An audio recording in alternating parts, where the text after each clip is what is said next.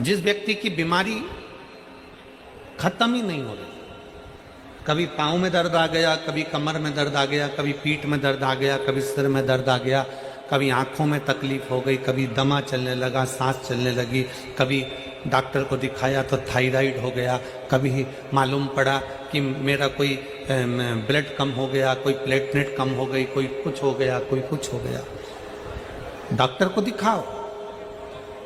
हमने कल भी कथा में कहा था, परसों भी कहा था कि डॉक्टर शिव का एक रूप होता है, उसको दिखाओ। डॉक्टर जो दवाई दे कुंदकेश्वर महादेव के नाम से, उसको खाओ। पर कभी अगर मौका लग जाए, तुमको ऐसा लगे कि ये शरीर का रोग तो समाप्त हो ही नहीं रहा, एक ना एक रोग चल ही रहा, ये रोग समाप्त होने का नाम ही नहीं ले रहा, समाप्त ही नहीं हो रहा, ये तो समाप्ति की ओर जा ही नहीं रहा। फिर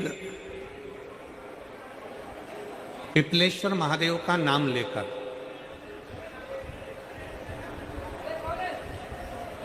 पिपलेश्वर महादेव का नाम लेकर कुछ भी मीठा जो में बना सकते हो, हलवा बना सकते हो हलवा, सीरा बना सकते हो सीरा, खीर बना सकते हो खीर, चूरमा बना सकते हो तो चूरमा, लड्डू बना सकते हो तो लड्डू, जो तुम घर में मीठा बना सकते हो, उसका केवल 7 ग्रास का अन्न। कितने ग्रास? जम के बोलो जरा।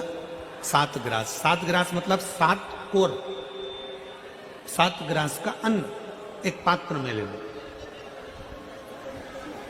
और पिपलेश्वर महादेव का नाम लेकर किसी भी शिवालय में, शंकर के मंदिर में जाकर एक बेलपत्र रखकर, उस जो प्रसाद तुम बना कर ले गए हो, जो तुम भोग बना कर ले गए हो, उसका स्पर्श कर कर पिपलेश्वर महादेव का नाम लेकर शंकर को उस भोग को रखकर, बेलपत्र रखकर शिवजी को 7 बार एक ही लोटे का जल, केवल एक लोटे का जल 7 बार उत्तर की ओर मुख कर कर, दक्षिण में खड़े होकर शंकर के शिवालय पर 7 बार एक ही लोटे का जल 7 बार थोड़ा थोड़ा कर कर उसको गिरा दीजिए, शिव जी के ऊपर चढ़ा दीजिए 7 बार।